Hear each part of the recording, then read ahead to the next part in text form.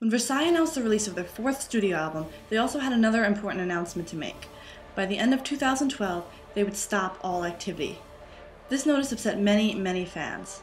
Versailles stated their decision was due to the fact they don't have a clear direction of where they're going after their 5th anniversary year, which is 2012. Rather than continue, they are taking a hiatus and did not state if or when they would return. That being said, let's take a look at Versailles' latest album, self-titled Versailles.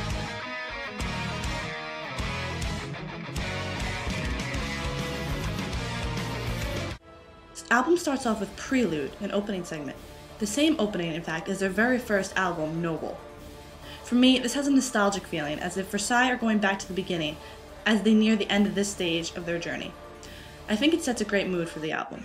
The next few songs, Rose and Rhapsody of Darkness, sound like typical Versailles songs and are really nothing to be impressed by.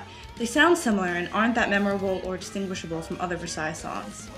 But then, Edge of the World comes along, and while it doesn't sound earth-shattering, it sounds unlike the typical Versailles. I expect to hear something like this from other Visual Kei bands, but I feel like this is not standard Versailles sound at all, which that can be a good or a bad thing, take it as you will.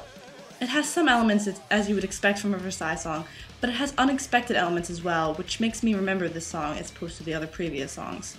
Ayakashi is another song that really stands out to me, with its mix of symphonic metal, which Versailles are classified as well as the Asian traditional sounds. There's an amazing guitar solo in the middle, which really adds to this song's strength. Created Beauty is another slow song as it starts off, and the longest song on this album, as well as one of Versailles' overall longer songs. It's a nice break from the heavy metal sound on this album. A nicely paced song with a piano in it, giving off a calm and peaceful feeling, with a hint of guitar solo thrown in there for good measure. It is very nice to listen to, pleasant song, but it can seem to go on for almost too long. I had to check when listening to this song that it didn't simply go to another song, and it was still indeed the same song. Epic length songs like this seem to fit Versailles' image though, which is grander than life. But I do think it interrupts the flow of the overall album. A song like this is better suited for an opening or ending song rather than in the middle, in my opinion. Now, Holy Grail or More So is a beautiful interlude, one that suits the album perfectly. Instrumental pieces always seem to be a necessity for Versailles, and this piece is a perfect transition piece. Truth was a song used to make a PV to promote this album. The members of the band are seen clinking glasses at the beginning of the PV, which is eerily similar to the very first PV single, Reverend Choir, another parallel where they're coming full circle from beginning to end. And as the album ends with Sympathia, let's once again talk about nostalgia and parallels. This is the same song, though this is remastered and slightly different, as the last song on Versailles' very first mini-album in 2007. Overall, the previous two albums ranked higher on the Oricon charts than this album did.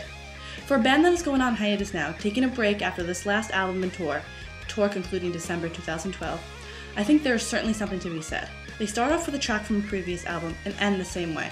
For me, and a lot of fans who have been following Versailles since the beginning days, this is very nostalgic. This is the Versailles we first knew, and this is how they're leaving us for now. They said they do not want to continue using the current concept. Using those two songs, Prelude and Sympathia, also alludes to the fact that Versailles have been doing the same thing for the past 5 years of their existence. They seem to have run out of new ideas.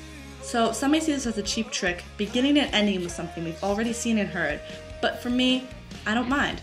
I appreciate the symbolism of it. It makes me realize I will miss Versailles, and I hope they return soon. Overall, for this album, I have to give it a 7 out of 10. While Versailles fans will appreciate it, I don't think it's one of their best albums. I think it's good they're stopping while they're ahead where they are right now.